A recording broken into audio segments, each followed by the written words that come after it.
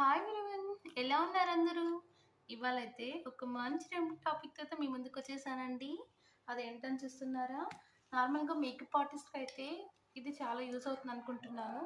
నార్మల్గా makeup artist అందరూ కూడా మేకప్కి వెళ్ళొచ్చిన తర్వాత బ్రషెస్ అనేది క్లీన్ చేసుకుంటూ ఉండాలి. మేకప్ క్లీనర్తో బ్రష్ క్లీనర్స్తో కానీ లేదా ఇలా గార్నియర్ మిసలనీస్ వాటర్తో కానీ యూజ్ చేసుకుంటూ ఉంటారు. అలా కాకుండా ఇవాళైతే నేను ఒక కొత్తది చూపిస్తున్నాను. This is rubbing alcohol. Rubbing alcohol అంటే ఐసోప్రొపైల్ ఆల్కహాల్ అండి. కాస్మెటిక్స్లో యూస్ చేస్తూ ఉంటారు. సో దీన్ని యూస్ చేసి కూడా మనము మేకప్ బ్రషెస్ అనేది క్లీన్ చేసుకోవచ్చు.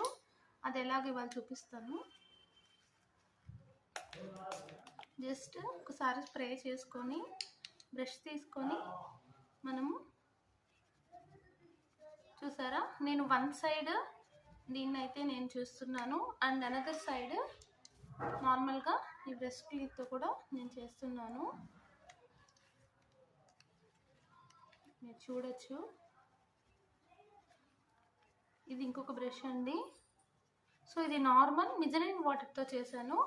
ఇదైతే రబ్బింగ్ ఆల్కహాల్తో నేను ఇదైతే చేశాను. మీరు అగైన్ మళ్ళీ చూడొచ్చు.